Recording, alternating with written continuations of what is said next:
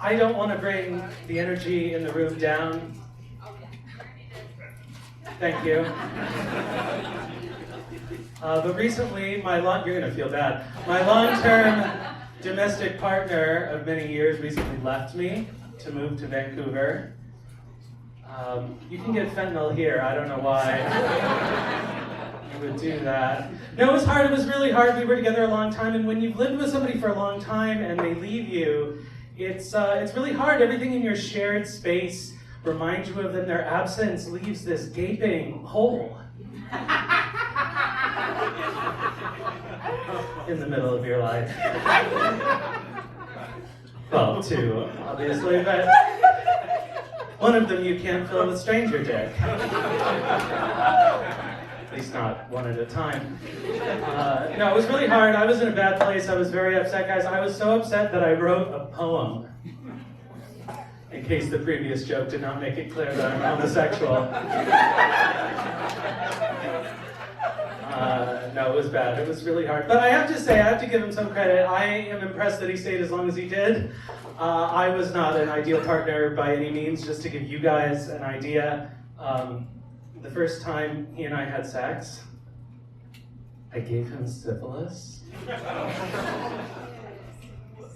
To put it another way, the first time he had sex, guys, don't do this. It's not a good look. Wear a condom if you're having sex with me, apparently. No, it's skin contact. Condoms don't help. You learned something today.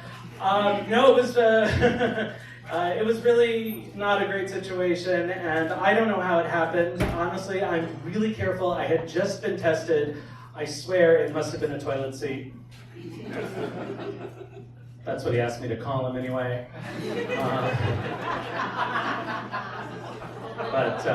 No, syphilis is no joke. It gets really serious, especially if they don't catch it right away, which they didn't because I went to a walk-in clinic. I prescribed you the same cream I use for my cat's acne, so I don't know what he thought was going on. But it's really bad. If they don't catch it, after a while, you get really sick, you get very tired, you can't really do anything. You know, they used to call it the French disease because you can do nothing but lie down and surrender. As opposed to the French-Canadian disease where the bacteria keep threatening to leave your body but never do. And then when they fail, they blame the Jews for some reason. It's really weird.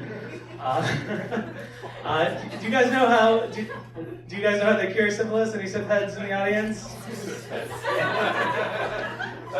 This is Hamilton, I would assume. So for those of you who don't know, you go into public health, you sign your name on the register. After a while, a very imposing male nurse opens that door to the back, gives you one of these. So you go over to him and he takes you by the arm a little too firmly and leads you down the hallway into the exam room, closes the door behind you, locks it for some reason, takes you over to the bench, bends you down, takes down your pants, whips out these two huge 8-inch needles the size of this microphone, and one after the other, thrusts them into your ass, pumps in like a liter of thick white fluid, which is exactly how I got syphilis, so I don't know. I think it was the same nurse, actually. Toilet seat, if you remember. He doesn't go by that professionally. Just on FetLife. So I'm on the market again, which is actually easier now that I'm older. When I was a young person in my teens and early 20s, I could not get laid to save my life. Where was Kevin Spacey when you needed him? I grew up in LA too, it wasn't a big ask. So really my only option in those days was porn. And of course, back in those days, you know, I was watching porn online before you could watch porn online, right? You had to look at porn online. You would log in with your 28.8K dial-up modem and a single JPEG would take 20 minutes to download. And it would always start from the top, which was not the part you wanted to see. So you'd have to come up with something else to do while you're waiting for this picture to download. So you like open up a different browser program because they didn't even have tab browsing back then. And like you would read the latest chapter of the Harry Potter fan fiction you were following. And then by the time you were done with that, you'd already come. So what was the point? The porn. I don't know, it was hard to find too, because there wasn't Google yet. You had to like ask Jeeves for butts and then kind of hope for the best. Anybody here ever have the experience of coming across a fetish online you weren't previously aware you had? lesbian threesome coven, not you guys.